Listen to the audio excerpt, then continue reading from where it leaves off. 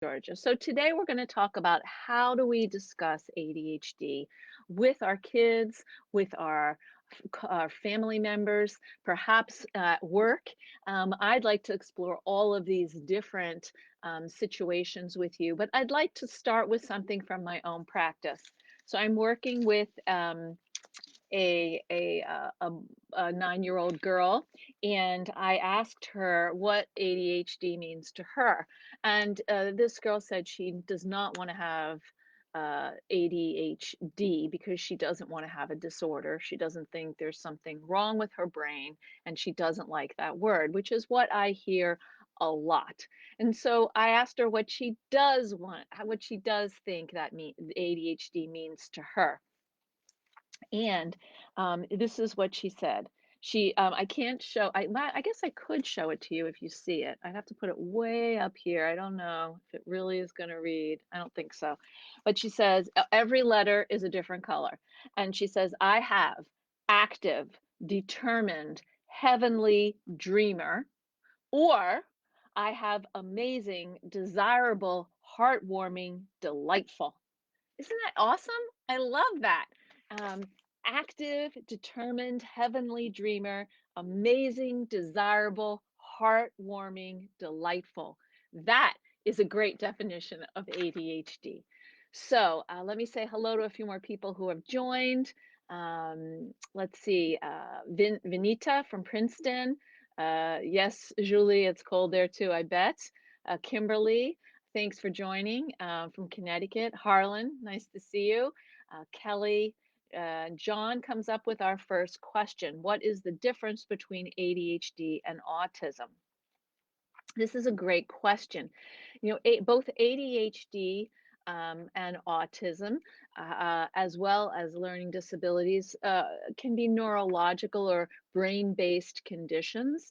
And the difference is that for kids with ADHD, they reach all of the developmental markers of social development, conversation, um, parallel play to engaged play to turn taking. They understand the conventions of social interactions. They may not be able to follow them, but they understand them.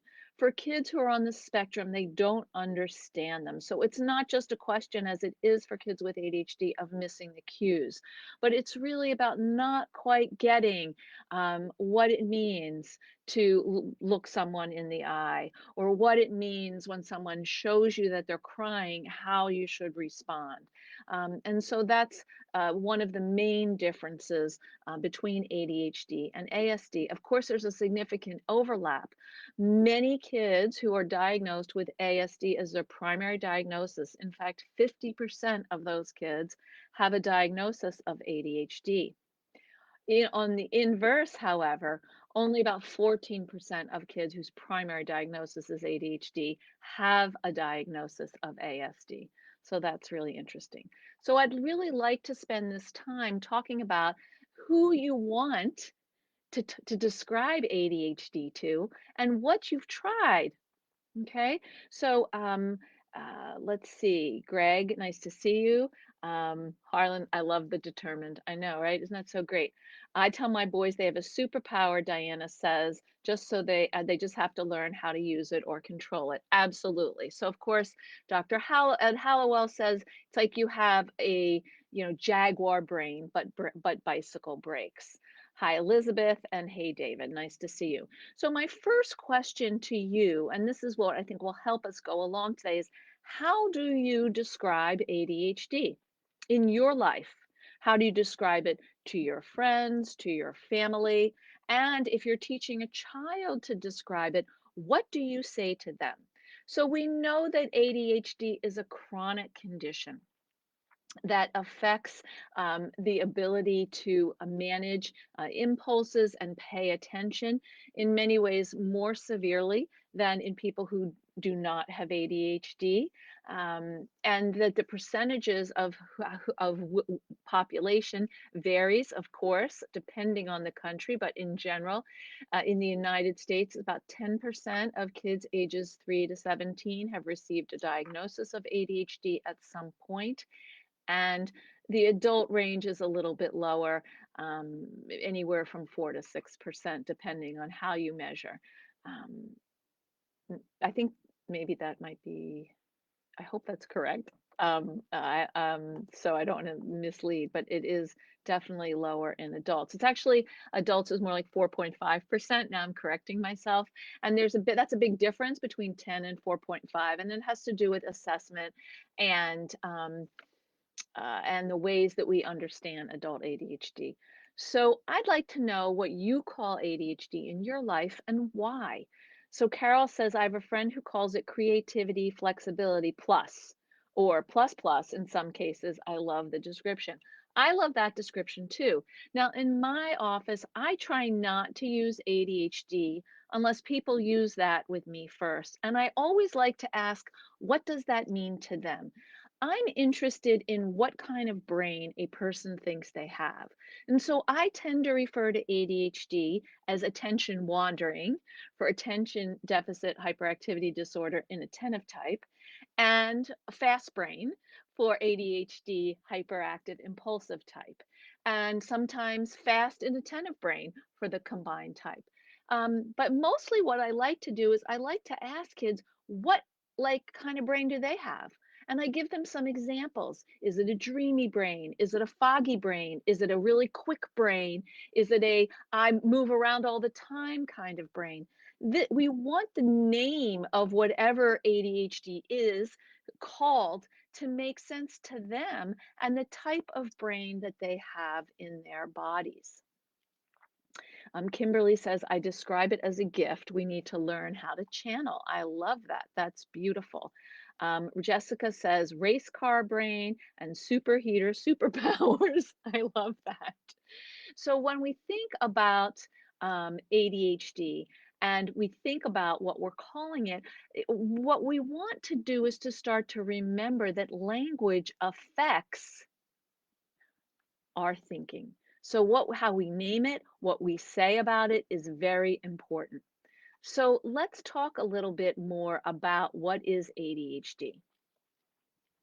So, when we think about ADHD, we refer to this idea of living with this persistent inattention or hyperactivity or impulsivity that's more severe than typically observed in peers.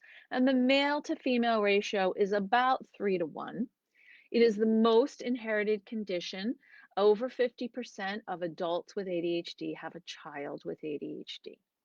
Okay, so Kate says, I say to my 7-year-old, yes, you have ADHD, and this just means you find some things a bit more tricky than others, and you have to work a little harder at controlling your feelings. We also call it a superpower. He also has 4 other ailments. I also say, you're just very busy. That's not a bad thing. Life would be full if we were all the same. I love that. And, there was this great book I used to read when my kids were younger, and it was Mr. Plumbean something something, and Annie, if you can find it, and it's about this man, Mr. Plumbean, who decides one day that he wants his house to look a particular way, and it doesn't look like all the other houses in the neighborhood, and his neighbors come up to him and they say, "Oh, your house doesn't look like all the other houses. It doesn't fit in," and he says, "My house is a reflection of me. My house is where I want to be. This is how I want it, how I love it." And people would come by and he'd serve them lemonade. They hang out on the hammock. And soon all the other houses on the street transformed into a castle or into like a hot air balloon. It's really great. It's an adorable book. And I love this book when we think about ADHD brains because we all don't have to be the same or do the same thing. And if you know the title of the book, Kathleen, if you could put it in the chat because my brain is not coming up with the answer. So Harlan says, when I lose track of what someone else is saying, I say, I get so excited about what you are saying that I had a traffic jam in my head. Can you repeat whatever I need to rehear? I love that idea, Harlan, because everybody understands a traffic jam and it's not a pejorative term. That's great. Courtney says, I tell my kids that our brains work differently and medication is like putting glasses on our brains. That's exactly what one of my clients once said. It's like glasses for my brain. I can see without them, but I see much better when I'm wearing them. That's terrific.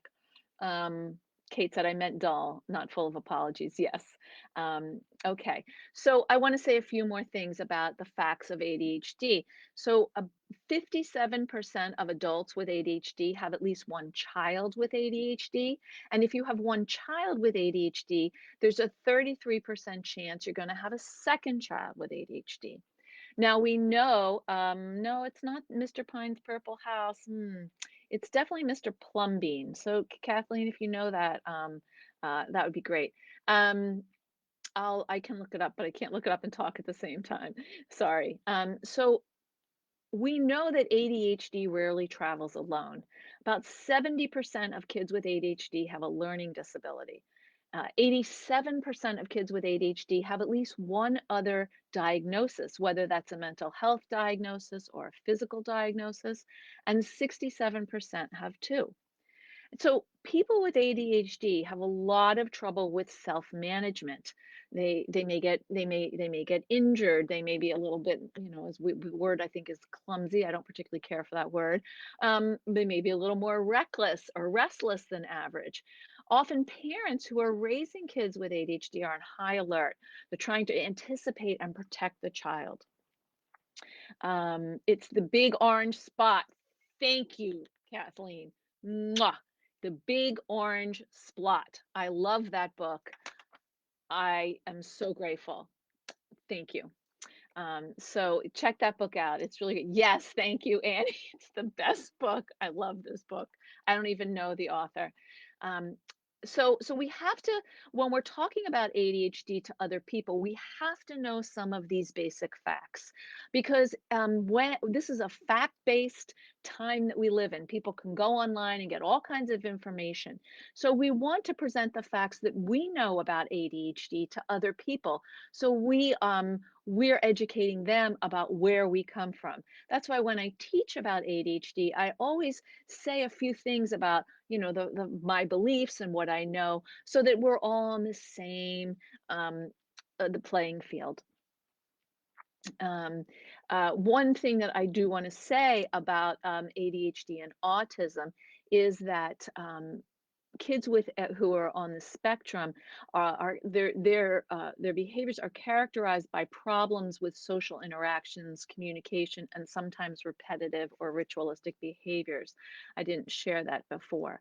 And I think it's worth noting that historically, a greater number of children of color have been diagnosed with ADHD and even within the range of intellectual disabilities when they did not have those, that was a way of taking out of the classroom kids who were alternative learners.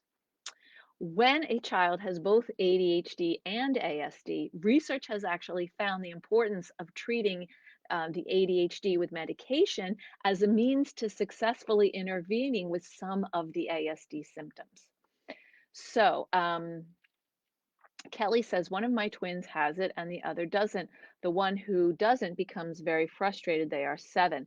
Well, we talked a little bit last week about the challenges of having twins. How do you describe ADHD to both of them, and how do you help the twin who doesn't have it not feel resentful and judgmental of the twin who does, and the reverse?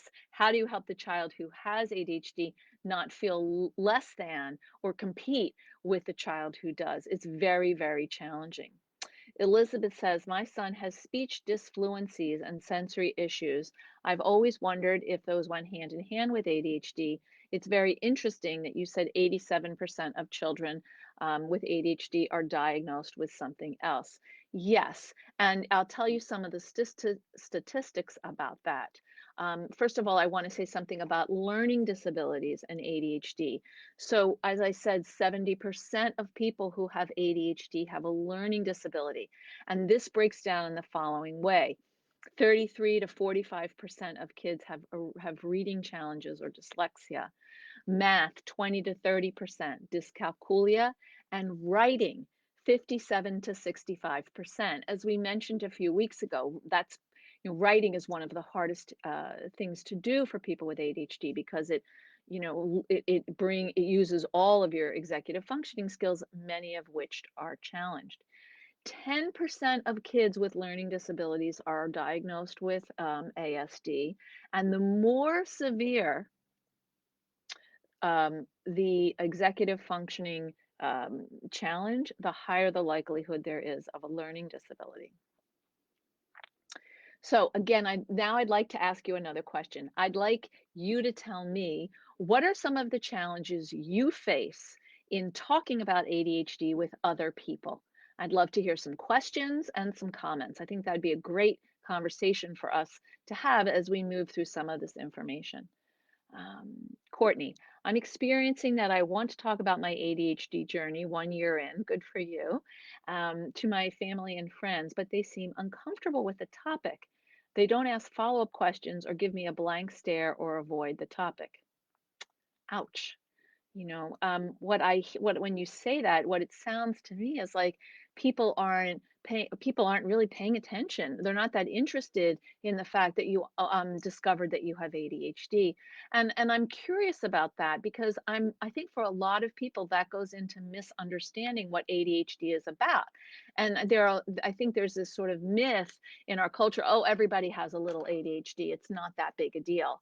Instead of the reality that actually no, that's not the case. Um, you can have a mild form, you can have a moderate, you can have more severe, different levels of challenges with ADHD. We all have attentional issues, particularly now with media multitasking. But people with ADHD have serious challenges with many of their executive functioning skills that are different than what the challenges neurotypical people face. So let's see. So I'm sorry to hear that. Let's see. Uh, Kate says, I'm on high alert all the time. It's the impulsivity I struggle with my 7-year-old. You're welcome.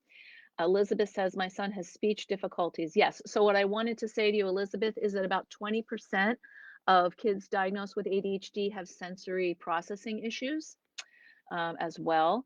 Okay. And Courtney, I think that if people, I want to say, if you're talking to people about your journey with ADHD and they're really not asking follow-up questions, you have a couple choices.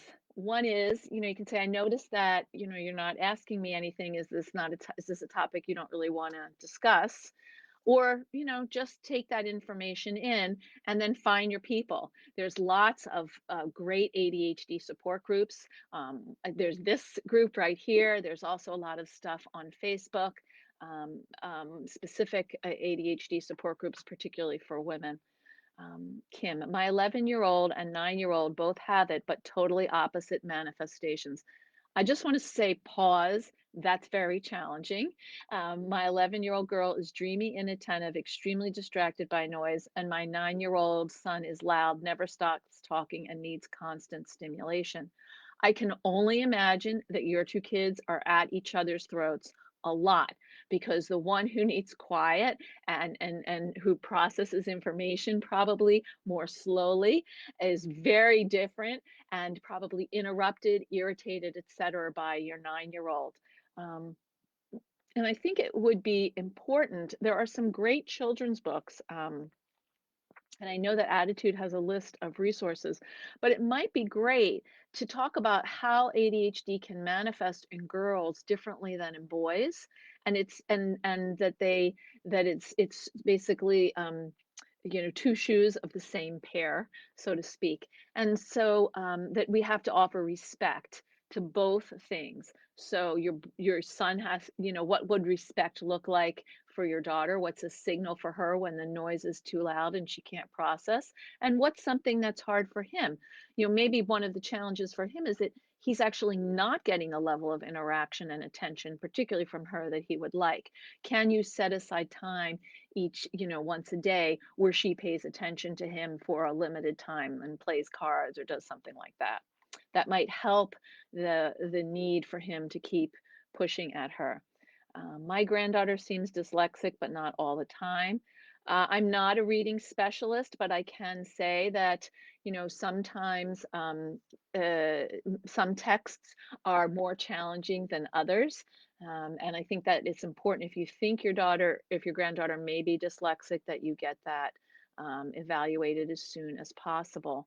Um, People saying ADHD is just an excuse. Okay, so, I think that people who say ADHD is just an excuse obviously don't understand it. And my response when people say that to me, whether it's clients or teachers or anybody in the world, when I tell them what I do, I say ADHD is a biologically based condition um, that interferes with neurotransmitters. It is real, it is diagnosable, and it is treatable. Um, and then I don't get into it more than that, but I'm very clear and very firm in my response, as you can tell.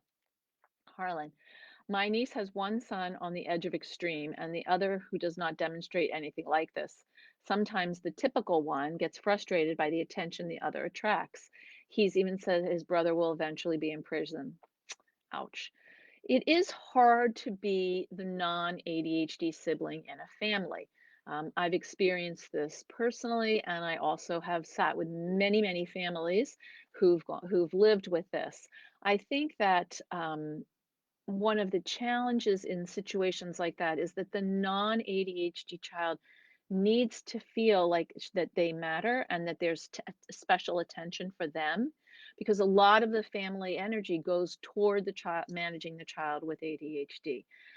So if you can help her set up some alone time with each child, that would be a step in the right direction. Kim, I have it, my daughter has it, and when I was trying to get my son diagnosed, being told, "You just think everyone has it." Right, I think that's because of the genetic component, and I think that's another thing you can say to people. 50% of adults who have ADHD have at least one child with ADHD, and sometimes two. It's hereditary. It's the most inherited mental health condition by far.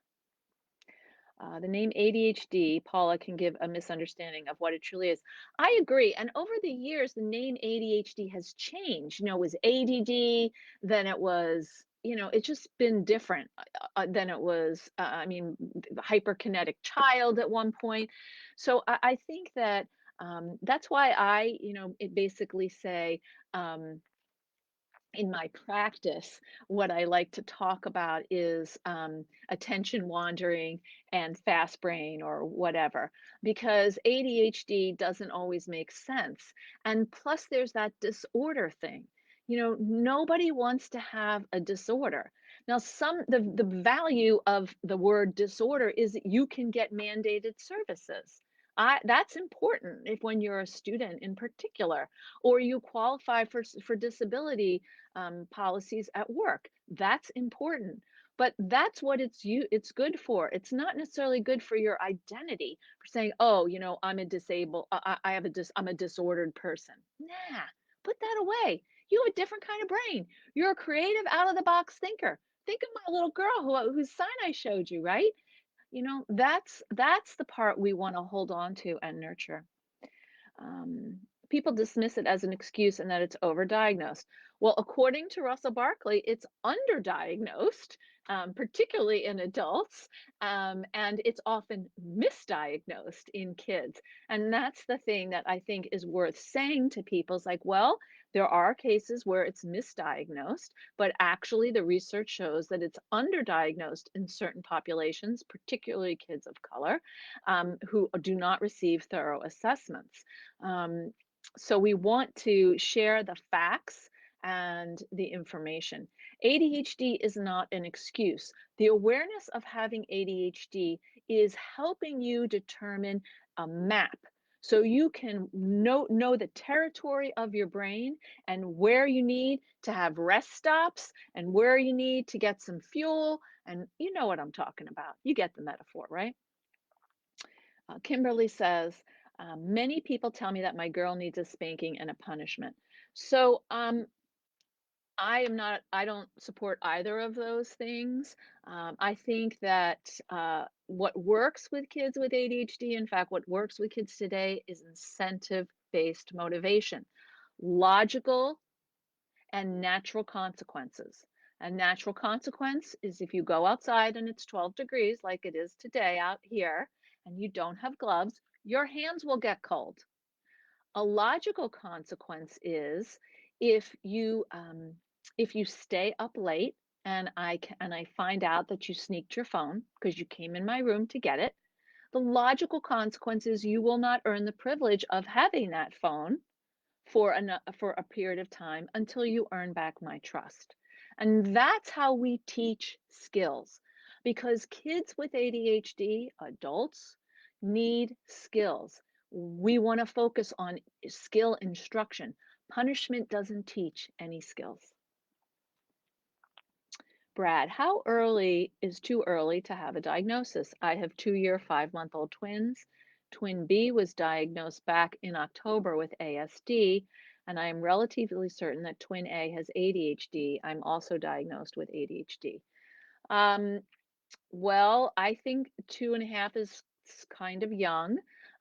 Generally, we start sometime around 4 or 5, but that's up to you and your primary care provider or pediatrician. So I would talk to them about that. The question is, once they have the diagnosis, what does that mean and what are you willing to do? And I think that at that stage, you'd really want to work on cognitive behavioral interventions more than anything else. Elizabeth, I found that other people who are not educated in regards to ADHD are often quick to judge or label kids as bad because they can't control their impulses. I agree. And that also infuriates me. Um, maybe we should do one of these on things that make us mad about ADHD. I'll come with my long list. Um, you know, what is bad? What is good? Good is meaning you're cooperative, you listen, you're more submissive. Is that what we're talking about here? What is bad? Bad is that you're different than what the typical student is. I just reject those categories out of hand. And so I think that in those instances, we do the world of ADHD a service when we say, actually, they're not bad, they have challenges and they're working on them. We want to reframe whatever negative language comes at us as much as we can. I see Diana's responding to Kim. My sons are 20 and 17. They're the same opposites. Diana, maybe you can share how you managed that. That would probably be helpful to Kim. Nikki, my daughter's in high school. She's very intelligent, but lacks the ability to organize her work or get things in on time or finish things. It's very frustrating. She often falls through the cracks when serving. I'm not sure what you mean by that, but I think you meant when studying. So one of the problems with 2E kids, and we'll talk a little bit about that. So what is 2E, twice exceptional kids?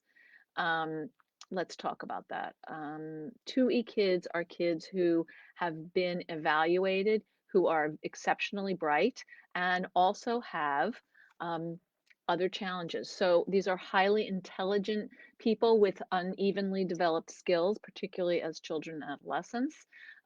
There are a number of coexisting conditions with the high intelligence, whether they're physical challenges or in terms of medical issues or other kinds of mental health issues or learning challenges. So what we have is, very high intelligence along with lower performance in certain areas.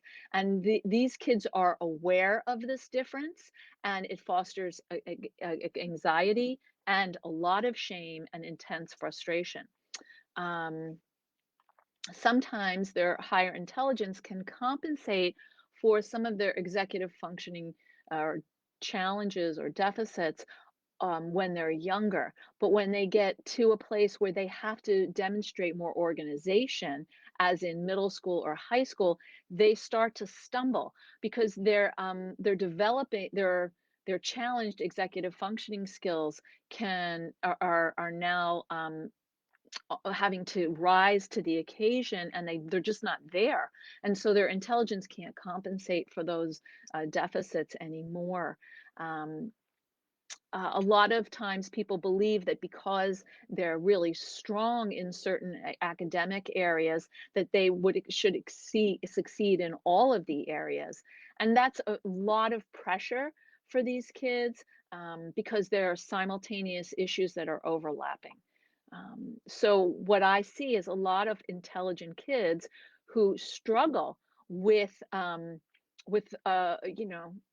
s- moderate to severe executive functioning challenges, organization, initiation, prioritizing, planning, goal directed persistence. Um, and they are not getting the support they need because they're too smart. Jody, difficulties explaining to preteen friends ADHD. That's it. So that's a really great this is a great point to make, which is how when you're a preteen, you get a diagnosis, how do you explain this to your friends? And I think that has to do with how she um your daughter, I guess, sees it herself. If she says I'm differently wired, thanks Debbie Reber, or I'm uniquely wired, or my brain just works differently, that's one way to go. Or she could say I have some attention issues. Um, I'm working on it. I think that's enough. Like most kids understand. We don't have to go into deep detail with other kids. If she has a close friend that she wants to explain it to, she can. But really, I think that being able to just say, you know what, I found out that I have some trouble paying attention, that my mind drifts, I have a dreamy brain, or, I get foggy sometimes. I may ask you to repeat something. I think that that's really helpful, particularly if she has an ally or two, or if she's in a group conversation, she can turn to that friend and say, hey, I missed that. What was it? When services are offered. Yes, she rejects when services are offered, Nikki. And that has to do with shame. And so I recently had a session with a eighth grader, and he was screaming, raging at his parents because they got an email from the school that in 2 days, when the marking period ended, he was going to be failing English. Now, he gets special services at school, so that enrages me and the parents, that the fact that he gets special services and he's failing English, and they were just told 2 days ago that he was missing assignments from November. That's just not okay. That's a failure of the system.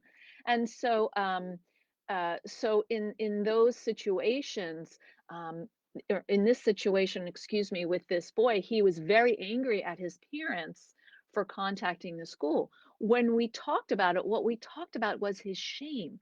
He was embarrassed. He wanted to be part of the conversation with the teacher. And then when we were able to craft an email together, or work out what felt okay to say to the school, he calmed down. Priscilla, I find it difficult to express to others that sometimes I cannot process my emotions quickly. Sometimes I don't look happy right away when I get a gift, and sometimes I'm upset when it takes me a long time to process which exact upset emotion I'm feeling. Um, you know, what I like, I mean, I love what Harlan said, is like, there's a little traffic jam in my brain. So, can you give me a minute? Or you can say, you can have a standard kind of response like, thank you so much for X, or this is really interesting, or I like this. Give me a minute to just absorb it, and I'll get back to you. You have to find a way to buy yourself some time so you can process it. And what we want to do is to process it, in a way without shame. So what would that look like? Wow, this is a great gift. Give me a minute to take it in. So you're actually, just in the course and normalizing in the course of conversation that you need a little time to examine it. Garrett says, spanking and corporal punishment is never the right response or teaching method. Amen. I happen to agree completely. Um, okay, Courtney, I just started my own support group in my town. Woo! Bravo, Courtney. 13 families in one day joined. That's fantastic. I am so happy to hear that. Bravo. And you might want to affiliate with Chad, which is something to consider, because they offer support and they have so many resources. Nicole, people are dismissive because they don't understand how deep the symptoms go. Just because my daughter and I are smart and can appear normal, they think maybe we have anxiety. We do, but ADHD is the big umbrella. That's right. And so people will dismiss what's going on for you because they're like, well, I have anxiety or I have trouble paying attention. We're all the same. And that's just ignorance. And I think in those moments you have to say, you know what? You may not see it, but it goes deep, and just leave it. Don't try to convince someone in a moment when you're feeling hurt or insulted or put down by how they're talking to you. It's not going to come out right. And it's kind of like when our kids provoke us and we react from that aggravated space. We're not going to be our best selves, and we're not going to handle it in the way we would like to. Meredith, my 8-year-old daughter was recently diagnosed ADHD and some ODD. Started on low dose meds last month, and they are working well. Cool. Understand this is a journey, and we are ready to ride the ride and support her, provide her the support she needs. Oh, you're most welcome. It is a journey, and I think that the more that you can see that it's a journey and understand the territory, that map of the territory, it'll help you get from one place to another. And I think it's important while you're planning your trip that you plan to go to one place at a time, because people can only work on or change one thing at a time. Jessica says, my son has been released from his behavior therapy because he was burned out and not improving. I didn't know how to discuss that he needed a hands-on approach. He's mild ASD and ODD. I worry about his anger because he still shuts down. I don't know how to explain to my husband that he's just needing a few minutes, like 30. So what I would do is I would try to implement, and I talk about this in my book, What Your ADHD Child Wishes You Knew, a stop, think, act plan, which means you call pause in the action when anybody's distressed for a particular period of time. You set aside what are acceptable activities to do to calm down. You come back together to think about, you know, what was going on and how we're going to move forward. It's a quick summary. It's not a time to teach skills, and then you move on to the next right piece of action. That would be useful probably for everyone in the family. And I would encourage your husband to read or listen to some material, whether it's on Adhd, or I have a lot of stuff on my website that or my YouTube channel that doesn't take a lot of time to watch, where you can understand a little bit about the ASD or ODD overlap. There's some great resources on Adhd, so check those out. Vanita, any telly series you could recommend based on ADHD? I think ASD has more media exposure as compared to ADHD and ADD. Yes, I think that's true. I actually cannot think of a television series in this moment. Um, but if I do, I will say it. I need to think about that for a minute. Modeling what I'm talking about. Jessica Page. Hubby has ADHD. I do, and so far, two of our children do. We all experience ADHD differently, so finding tools for each of us is challenging but worth it. So thank you, Jessica. In this situation, what I would recommend is that the issue isn't that you're all doing the same thing all at once, but there's a process of working on executive functioning systems that's similar and parallel for all of you. So we're all working on our skill. This is how we're working on it. And maybe we're going to come back together in a family meeting once a week and talk about how our particular skill is going. Kate, I find the webinars I've attended about ADHD really inspiring when adults with ADHD say once they have found something in life, work, education, or leisure activities they are fascinated with, they're absolutely fly at it and often feel they are succeeding for the first time in their in ages. It's nice to hear the positives as well as all the understandable struggles. Amen. I love that. I mean, I think it's really important that we all notice and acknowledge our successes as much as possible. And it is important to find that passion, okay? That thing, those things that light you up, because that's where the ADHD brain gets and stays engaged. And particularly if your work isn't that, then it's good to have a hobby or two where you really, get that need filled and nurtured. Hi, Lynn. Nice to have you join us. Courtney, my kids are the same way. My daughter and myself would never have been diagnosed if it wasn't for my son getting diagnosed first because he was so obviously ADHD. Okay.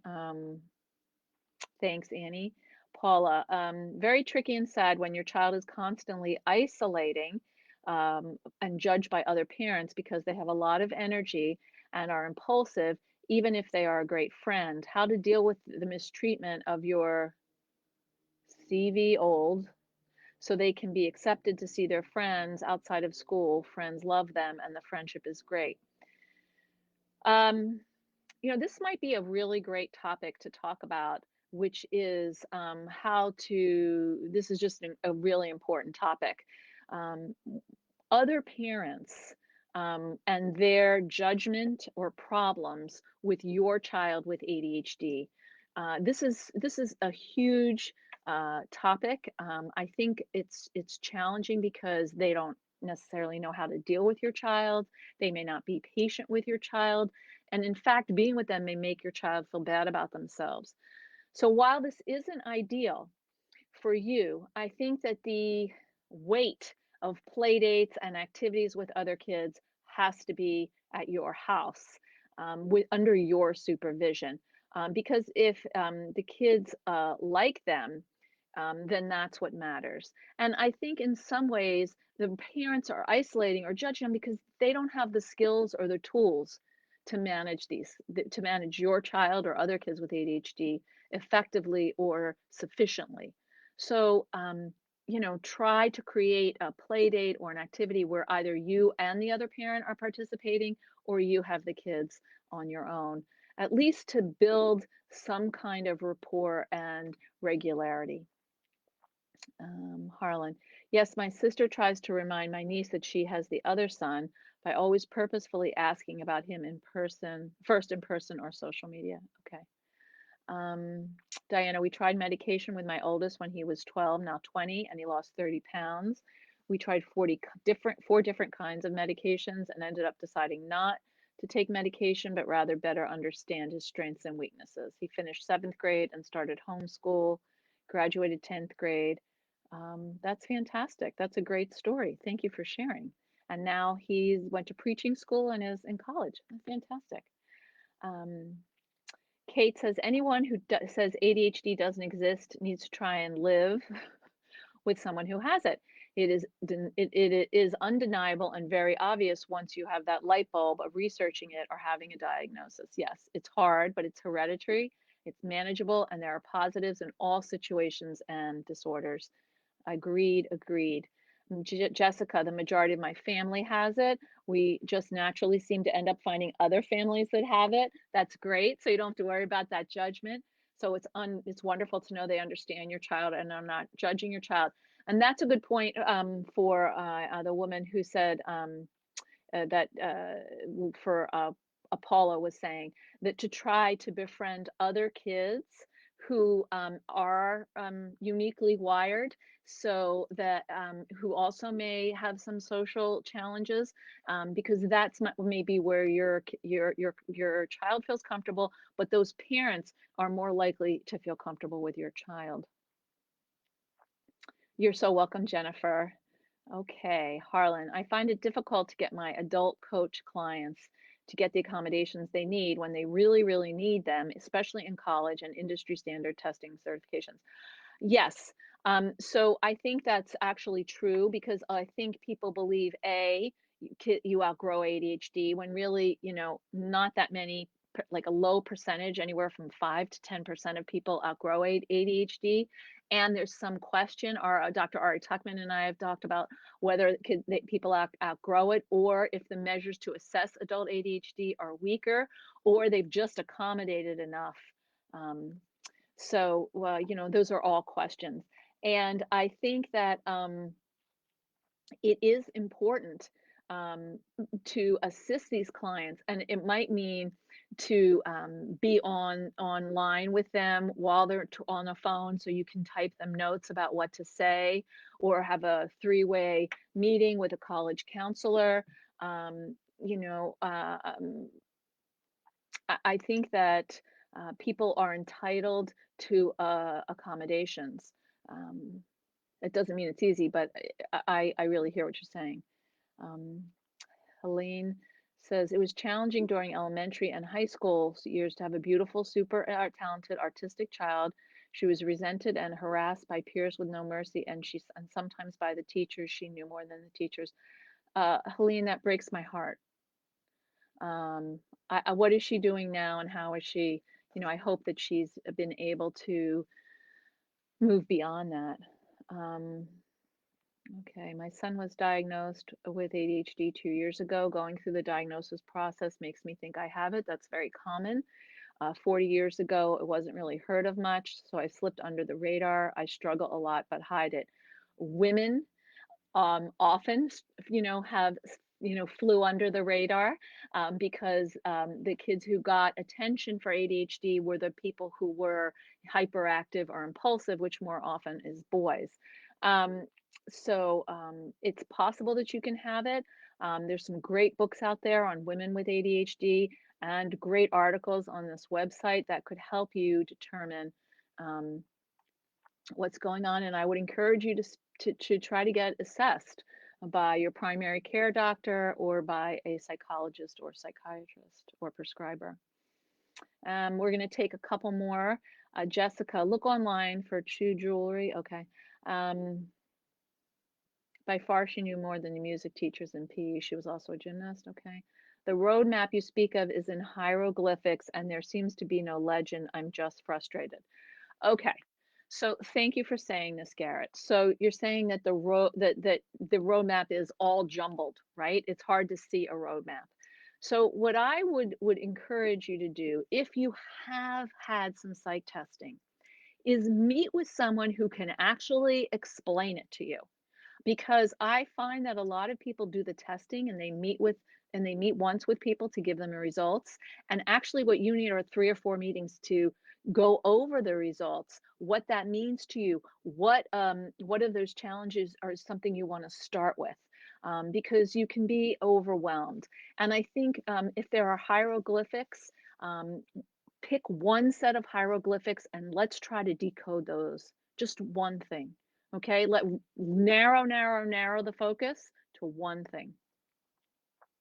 That way, it'll close your field of vision, and it'll help your processing. Um, yes, the misconception that you can't have ADHD if you're smart is very tricky, and we all have to stand up against that. Okay, thank you, Paula and Courtney and Helene and Kim and Vanita and Susan. ADHD inattentive, not hyper on the outside anyway, but quiet. Don't fit in, but I cannot find much information about how to figure this out. I think Annie can post something about that, and you'd want to check that out on the website. You also might want to check out some books about women with ADHD. There are a couple great ones. Um, Sari Solden, Linda Rogley, Kathleen Nadeau, and Patricia Quinn, and Ellen Littman. These are all experts in women with ADHD. Uh, Jessica says, I remember teachers saying she can't have ADHD, she's not a problem child. And then I'm going to close with Annalise. Thanks for joining today. I was 2E. I had undiagnosed ADHD and tested near genius range for intelligence. It made things worse for me as the expectations were higher from everyone. So I see that there's a lot of interest and info on 2E. and the TUI profile. And I'm wondering if perhaps next week that's something that we'll talk about. Um, so I'll discuss this with Annie at Attitude Magazine. I want to thank all of you, Jessica and Erica. Thank you for sharing. I'm sorry I can't get to everybody, but please come back next week and I will do my best. Again, I'm Dr. Sharon Saline, and this is the weekly Facebook Live for Attitude Magazine. Please follow me on Facebook at Dr. Sharon Saline and check out my website for all kinds of free resources and my YouTube channel. Website is www.drsharonsaline.com.